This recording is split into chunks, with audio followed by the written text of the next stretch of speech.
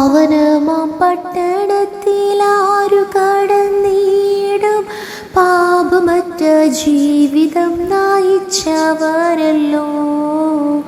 പാവനമാം പട്ടണത്തിലാരു കടന്നിടും പാപമറ്റ ജീവിതം നയിച്ചവരല്ലോ.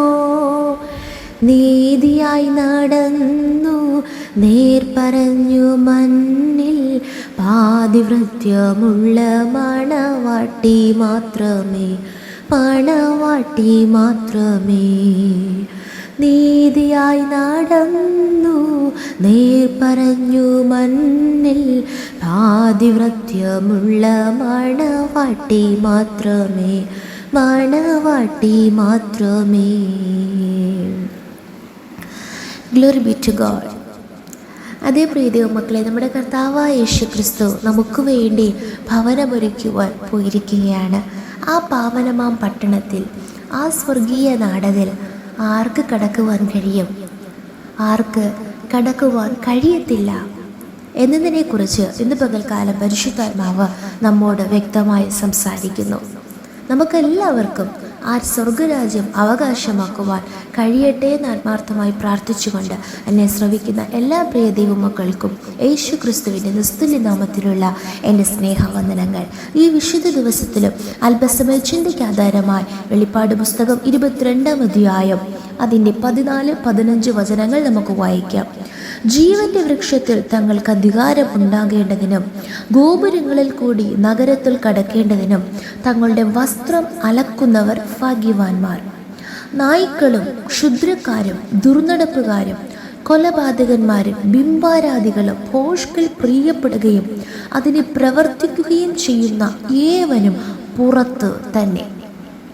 14-ാം വചനത്തിൽ നാം വായിച്ചു ആരാണ് അതിനകത്തു കടക്കുന്നതെന്നും 15-ാം വചനത്തിൽ നാം വായിച്ചു ആരാണ് പുറത്ത് തന്നെ ആയിരിക്കുന്നു എന്നും. സ്തോത്രം. ഒന്നാമതായി ആരാണ് അകത്തു കിടക്കുന്നത്, അവിടെ വ്യക്തമായി എഴുതിയിരിക്കുന്നു, തങ്ങളുടെ വസ്ത്രം അലക്കുന്നവർ ഭാഗ്യവാന്മാർ. അതായത് നഗരത്തിൽ കടക്കേണ്ടതിന് തങ്ങളുടെ വസ്ത്രം അലക്കുന്നവർ ഭാഗ്യവാന്മാർ. വസ്ത്രമെന്ന് പറയുമ്പോൾ നമ്മുടെ ജീവിതത്തെ കുറിക്കുന്നു. സ്തോത്രം. നമ്മുടെ ജീവിതമാകുന്ന വസ്ത്രം ഓരോ നാളും സ്തോത്രം അലക്കി നാം ശുദ്ധീകരിച്ചു കൊണ്ടിരിക്കണം.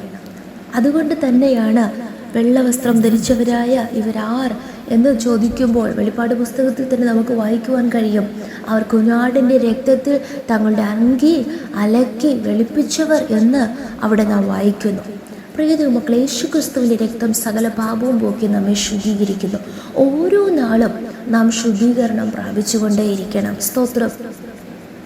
നമ്മുടെ സകല കന്മഷവും നീക്കി സ്തോത്രം ക്രിസ്തുവിൻ്റെ ഒരു ഉത്തമ മണവാട്ടിയായി നാം മാറുമ്പോൾ മാത്രമേ നമുക്ക് ആ പാവനമാം പട്ടണത്തിൽ, ആ നഗരത്തിൽ നമുക്ക് കടക്കുവാൻ കഴിയത്തുള്ളൂ. സ്തോത്രം. ഹല്ലേലൂയ. ഒരു വസ്ത്രത്തിൽ ഒരു പൊടി സ്തോത്ര പടലങ്ങൾ വന്നു കഴിഞ്ഞാൽ നാം അത് ശുദ്ധീകരിച്ചുകൊണ്ട് അതിനെ സ്തോത്രം നാം ഉപയോഗിക്കുന്തോറും നാം അതിനെ കഴുകി വൃത്തിയാക്കുന്നത് പോലെ തന്നെ ഓരോ ദിവസവും നമ്മുടെ ജീവിതത്തെ നാം ഒന്നുകൂടെ ശോധന ചെയ്ത് വ്യസനത്തിനായുള്ള മാർഗം എന്നിലുണ്ടോ എന്ന് നോക്കി ശാശ്വത മാർഗത്തിൽ എന്നെ നടത്തണമെന്ന് ദാവീദ് പ്രാർത്ഥിച്ചതുപോലെ ഓരോ നാളും ഒരു ശുദ്ധീകരണ അനുഭവത്തോടെ നാം മുന്നേറുമ്പോൾ നിശ്ചയമായി നമുക്കവിടെ കടക്കുവാൻ ഇടയായിത്തീരും. എന്നാൽ 15-ാം വചനത്തിൽ നാം വായിക്കുന്നു, നായ്ക്കൾ എന്ന് പറയുമ്പോൾ പിന്മാറ്റക്കാർ, ആദ്യ സ്നേഹം വിട്ടുകളഞ്ഞവർ, ആദ്യ തീഷ്ണത വിട്ടുകളഞ്ഞവർ, ദൈവവുമായിട്ടുള്ള ബന്ധം വിട്ടുകളഞ്ഞവർ. സ്തോത്രം. അങ്ങനെയുള്ളവർ നായ്ക്കൾ, പിന്മാറ്റക്കാർ. രണ്ടാമത് ക്ഷുദ്രക്കാർ. അതെ, ശമൂവേലിൻ്റെ പുസ്തകത്തിൽ നാം വായിക്കുന്നു, മത്സരം ആഭിചാരം പോലെയും ശാഠ്യം മിഥ്യാപൂജ പോലെയും ഇരിക്കുന്നു. ക്ഷുദ്രക്കാരെന്ന് പറയുമ്പോൾ അച്ചൈകമായ കാര്യം മാത്രമല്ല, ആത്മീകമായി നാം പറയുമ്പോൾ മത്സരവും സ്തോത്രം ശാഠ്യവും കാണിക്കുന്നതൊക്കെയും ക്ഷുദ്രത്തിനും മന്ത്രവാദത്തിനും തുല്യമാണ്. മൂന്നാമത് ദുർനടപ്പുകാർ. നമുക്കറിയാം, ദൈവഹിതമില്ലാതെ ജീവിക്കുന്നവർ, പ്രവർത്തിക്കുന്നവർ, കൊലപാതകന്മാർ. സ്തോത്രം. വാക്കുകൊണ്ട് പലരെയും വേദനിപ്പിക്കുന്നവർ, പ്രവൃത്തി കൊണ്ട് പലരെയും വേദനിപ്പിക്കുന്നവർ. അങ്ങനെ അങ്ങനെയുള്ളവർ സ്തോത്രം ബിംബാരാധികൾ, അതെ അമേ സ്തോത്രം സ്തോത്രം, ബിംബങ്ങളെ സേവിക്കുന്നവർ മാത്രമല്ല ബിംബാരാധികൾ എന്നിവിടെ പറയുമ്പോൾ അമേ സ്തോത്രം ദൈവത്തെക്കാളുപരി മറ്റേതിനെയാണോ ഒരു വിഗ്രഹത്തെ പോലെ നാം സേവിക്കുന്നത്, നാം ആഗ്രഹിക്കുന്നത്, അമേ സ്തോത്രം നാം ഇഷ്ടപ്പെടുന്നത്, അതൊക്കെ അത് അങ്ങനെയാണെങ്കിൽ നാം ബിംബാരാധികൾ തന്നെയാണ്.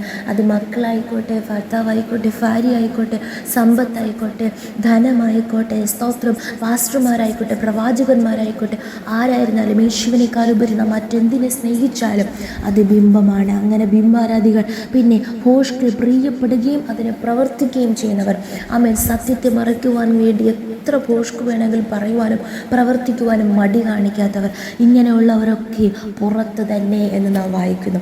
പ്രിയ ദൈവമക്കളെ, ഈ വചനം കേൾക്കുന്ന നമ്മെ ഓരോരുത്തരും ദൈവകരങ്ങളിൽ ഏൽപ്പിച്ചുകൊണ്ട് ഒന്നുകൂടെ നമുക്ക് സമർപ്പിക്കാം. കർത്താവ് വാതിൽക്കലെത്തി, അവൻ കർത്താവിൻ്റെ വരവേത് സമയത്തെന്ന് അറിയുന്നില്ല, എപ്പോഴും ഒരുക്കമുള്ളവരായി കാണപ്പെടുവാൻ നമ്മെ തന്നെ ഓരോ നാളും ശുദ്ധീകരിച്ചുകൊണ്ട് മുന്നേറുവാൻ കർത്താവ് നമ്മേവരും സഹായിക്കുമാറാകട്ടെ. ഈ വചനങ്ങളാൽ കർത്താവ് നമ്മേവരും അനുഗ്രഹിക്കുമാറാകട്ടെ. Good morning, have A blessed Sunday. May God bless you.